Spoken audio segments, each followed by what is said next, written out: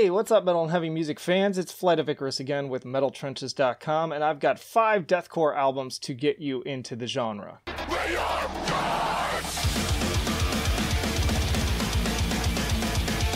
And hey, if you like to be kept up to date with the best and brightest metal bands and albums from the underground and above, then stick with me by hitting that subscribe button down below. Plenty more videos for you to explore on the channel. Now, as always with these 4 Dummies list, I want to be clear, I'm not looking for the 5 best albums necessarily in the genre, just 5 albums that are good for kind of getting your first foothold and getting started. And particularly with deathcore, it's a surprisingly versatile genre, and so I'm going to come at it from a couple different angles, regardless of what type of metal you generally listen to. That out of the way, let's get into the list.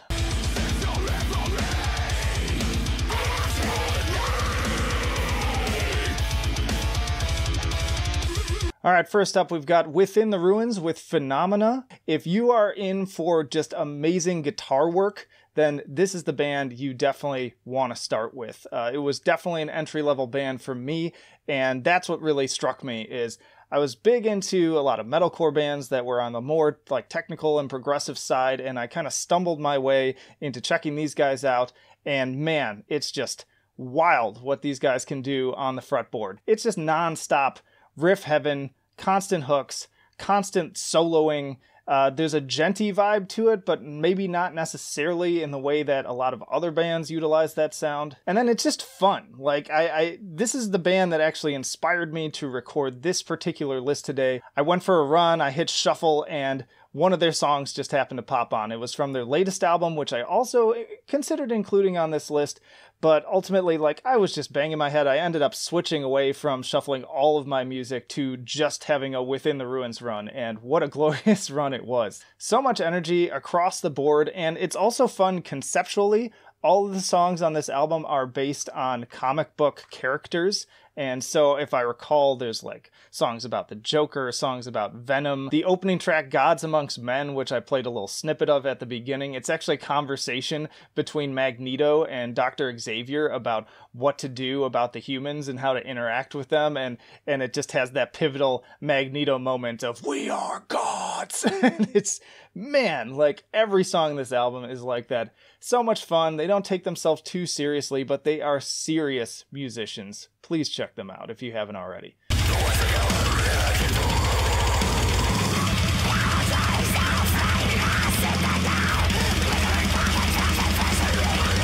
Alright, but let's say you're not into that softer stuff, you're more into death metal and technical death metal, things that are just a lot more brutal and intense and extreme, and for you, we've got to go Infant Annihilator with the Battle of Yaldabaoth, which I'm probably still not even close to pronouncing correctly, but there you have it. This is one of the more recent albums on this list. It just came out in 2019, and god damn, did it just blow me away. The musicianship on this thing is fantastic. It is relentless. It will just beat you down, and the vocals, I cannot say enough about how amazing these vocals are. There's a lot of variety. You've got those brutal, deep growls, but then also these high-pitched snarls, and they're just one of the best in the game when it comes to the vocals, but then also, again, the guitar work. These guys really do ride that line between deathcore and just being a straight-up technical death metal band, and you hear that from song to song, too. Like, there are certain songs on here that are a little bit more groove-oriented, that are a little bit more kind of traditional deathcore. Like, even the opening track, Child Chewer, has definitely moments like that, but then there's just straight ragers that should please any death metal fan, no matter how just #NeverDeathcore, deathcore's stupid, deathcore's for pussies, whatever. Even those guys, I think, will find something to love in this album.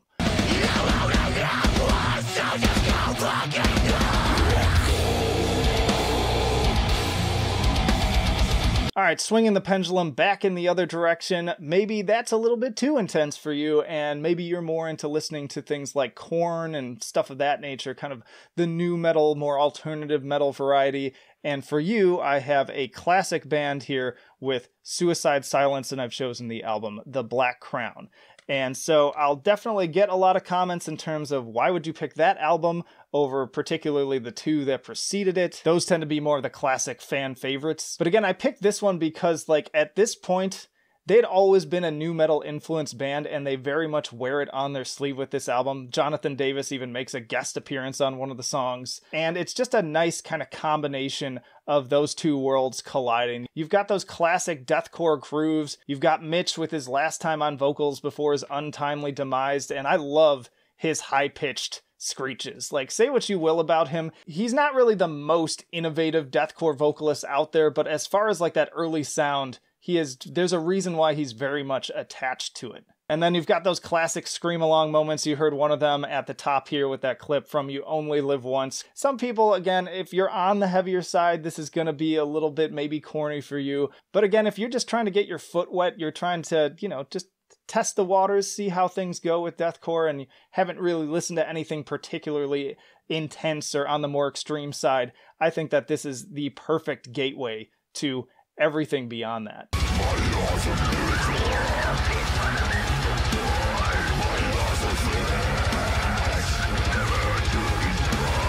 Alright, but let's say you're more into like symphonic black metal, especially things like Dimmu Borgir, the synths. You like the more ominous atmosphere surrounding all those things. And for you, I have the latest Shadow of Intent album, Melancholy. Another more recent album on this list came out in 2020 just alongside Infant Annihilator, and holy cow, like this is a perfect collision of Dimmu Borgir and deathcore.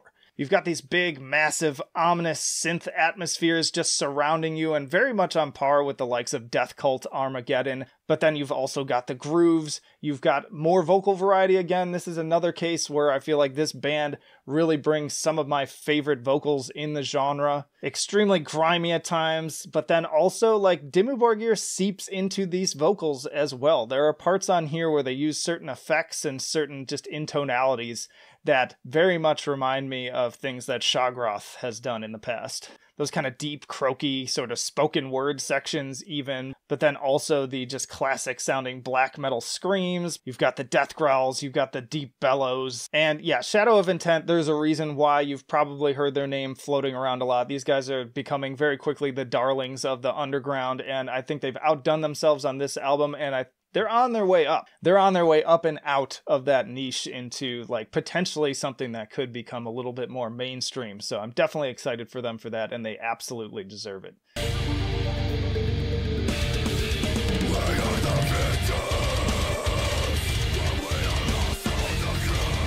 All right, and then last but not least, we've got Born of Osiris with The Discovery.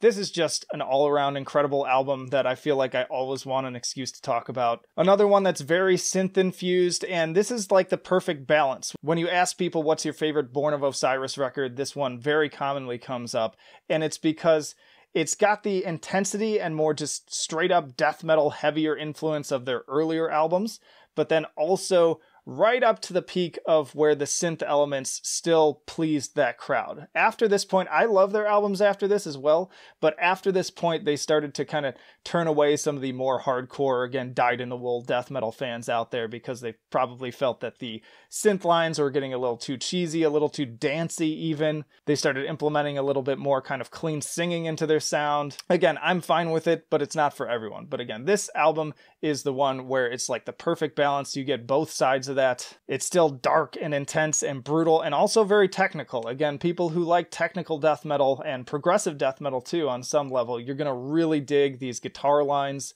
They've got the kind of crunchier, gentler, more stupid breakdown riffs, but then also more noodly journeys across the fretboard. Just all of it is great. Every single moment of this album is fantastic, and the synths really do add a lot of really cool atmosphere. In a way, I feel like the atmosphere of this album kind of vibes with sort of like Gothenburg albums that also had synth elements on them. Like, it's different, but it puts me in a similar mindset is the best way that I can put it. So maybe somebody else who feels the same way can put that in better words than I can, but that's just something else I felt was worth saying. In any case, another can't miss album in the genre, and probably one that I would rank in like the best of the best that they have to offer. And that's it, y'all. That's my 5 albums for those looking to kind of just test the waters and get started in the deathcore genre. Now, again, I'm sure there's going to be those who are pissed at who I left out. In particular, I think Whitechapel comes to mind. I definitely considered including them here. But when it came down to it, I just didn't have the same hook for it in terms of pulling people in from different places. But yeah, just another band definitely to check out if you're new to the genre. Whitechapel, obviously a big name. But let me know down in the comments, like, who else do you feel like should be on this list? Who do you put on this list? What album do you recommend to people who are new to deathcore? And stick around because there's plenty more videos, and especially lately, like deathcore I feel like has been absolutely killing it, especially this year. There's all sorts of new albums coming out of all different varieties, and it just continues to excite me in terms of like why I think deathcore has gotten a bad rap and has really transcended what it's done. Whatever the roots were to begin with, this apple has fallen very far from the tree at this point. You've got Barbarossa, which I'm definitely repping here, Australian band. Within Destruction doing their weird kawaii kind of weeb deathcore this year in their latest album. Cabal also absolutely killing it. I could go on and on and on, but I've got to end it there. Just know that there are reviews for those albums and more, and then also Metal Tier List, interviews with the bands. I actually have an interview with Cabal that you should check out on the podcast. So plenty of reasons to subscribe, again, if you haven't already. Also in the description, you can find links to all of our social media, the email newsletter, our Patreon, and Subscribestar if you want to make that extra leap to becoming a full-on supporter, and metaltrenches.com for even more reviews and content. But that'll do it for now. Flight of Icarus signing off. I will see you in the trenches.